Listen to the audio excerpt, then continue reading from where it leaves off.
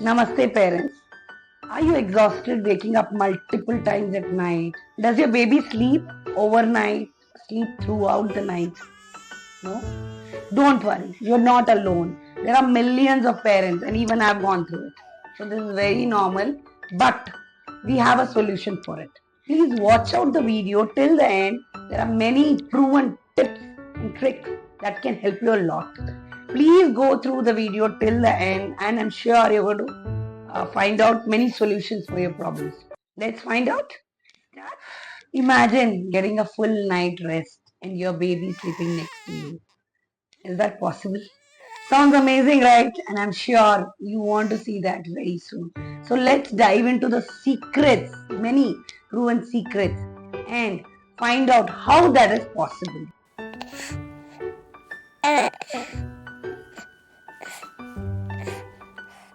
See, before we discuss how a good night's sleep is possible, first let's discuss why a good night's sleep is important for a child.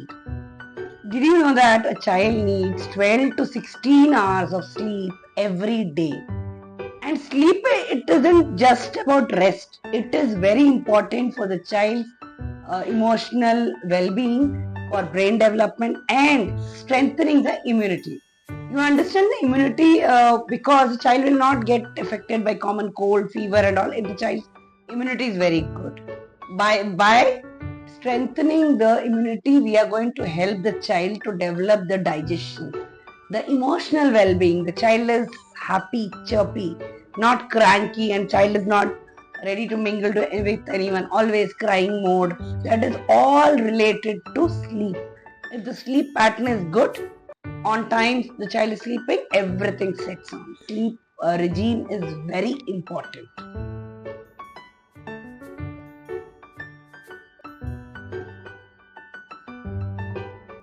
So now, how do we ensure the child gets proper sleep, proper good night sleep, and well rested baby is a happy baby, healthy baby, not cranky, ready to mingle, and the growth and the brain development is very nicely happening, and less chances of accidents. Because if the child is not slept well, the child might fall down, trip down quite often. So to avoid that, the child has to sleep properly. Now let's discuss the pattern of sleep in detail, step by step. Consistency is the key.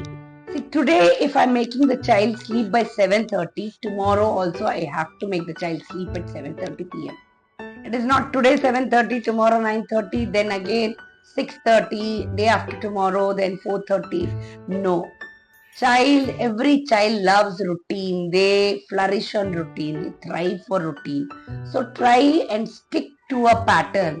This time the child will sleep, this time the child will wake up, play, then enjoy, then have its meal, then go back to sleep. All that is related. Now the second step is create a friendly environment before we make the child to sleep at that particular room or place. Dim the light, avoid loud music, and make it very dull so that the child understands that it's sleeping time.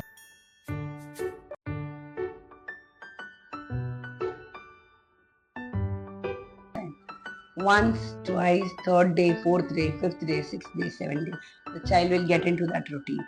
So set that routine, dim the light, make the noise less, have the meal, and just go to sleep. That's it. Now the third step is establish a bedtime routine. Here what we mean is the routine. See, afternoon nap by maximum 4:30 the child has to wake up. Then you can take the child outside after giving some light snacks to park, maybe on a baby pram if you're taking, or just to see outside. Obviously the child will get tired after 20 minutes, 40 minutes, 1 hour playing outside. That again depends on the age wise. The toddler might get tired after 20 minutes, 30 minutes playing nicely in the park. Come back, give him nice wash, cool him down. If he has something to write or scribble, let him now do the sitting activity. Now it's a time to settle down. The child will understand it's settling down. Sitting activity, light music, have dinner, and give him nice bath. Then you can slowly take him to bed read a nice story. This is the routine you need to follow every night. The child will understand. Yes, this is my routine. That's it. The child's nap time is ready. Now, the step 4 is overstimulation. Avoid overstimulation. That's what I mentioned in the beginning. Once you know evening snacks is done, the child is ready for evening nap time slowly. Now you need to make sure that there is no loud music. There is no overstimulation. You're not dancing too much after coming back from park or outside after 6:30. It is just cooling down. No hyperactivity at all. Now all charges should be down. And now the lights should start on. And dim the light. Slow music. Eat the dinner. Slowly the child, we have to get into that slowing down mode. And this is what we mean by overstimulation has to be avoided. No extra jumping, dancing. All that should be done before 5. Maximum by 5:30. Now it's time to slow down. Slowly we need to slow down by 7:30, 8:30, maximum by 9. The child has to be in the slowest mode. Child has to understand this is the slowest mode. I need to go get ready for sleep. So read a story in a very slow mode. Whatever you're doing, very slow mode. This is the time the child will understand, yes, this is my sleeping time. Step 5 is self-soothing. Encourage self-soothing. What is self-soothing? See, when we sleep, when we go to bed, we sleep this position. But do we sleep throughout the night like no? We keep changing positions. We change positions, right? Same way. A child sleeps this way. After some time, the child turns around and the child will sleep different way. So as soon as the child is turning, don't rush. Hurry, he's going to wake up.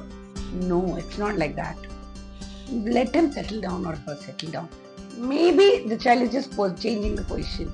It is our human tendency, we change position according to our comfort. Sometimes we change like this.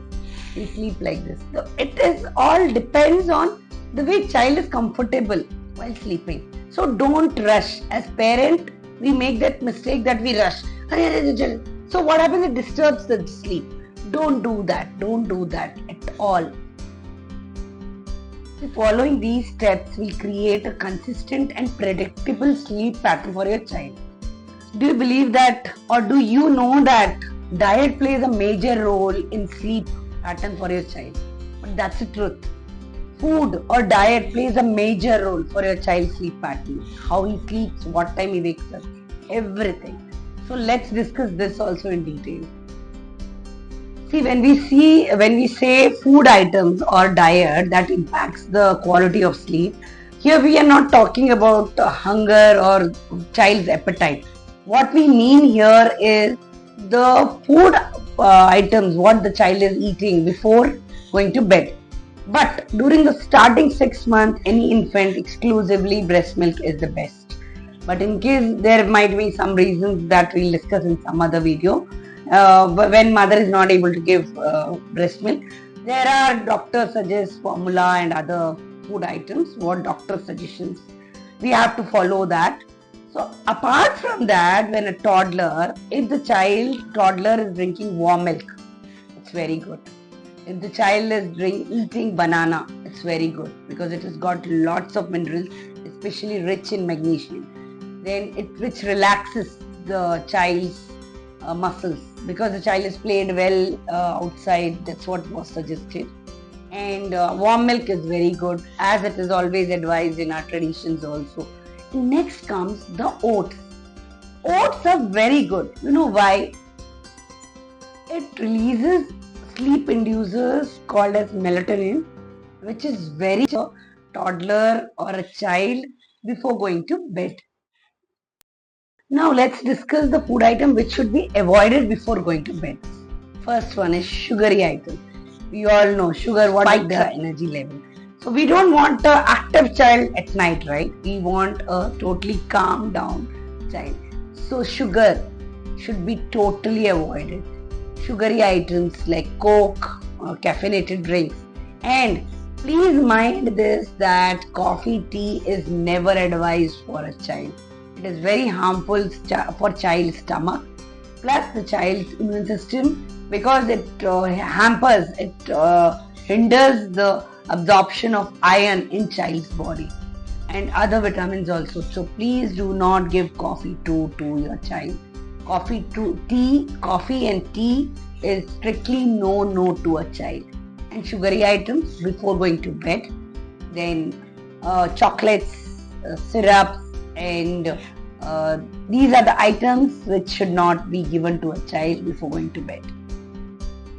Following these patterns or routines, what's suggested by me, maybe you're following that. Still you find it that you're struggling to keep your child to sleep throughout the night. It's becoming impossible or it's not possible at all. So let's discuss what are the problems, and can we discuss or can I give you certain solutions for those problems. Let's discuss the problems and I'll give you a few solutions for it. Now, first problem is that the child is waking up due to hunger. So the solution is feed your child properly, tummy full, and give a nice burp. The child has to get a nice burp. After burp also, give little extra, because the child might not be full. So give little extra.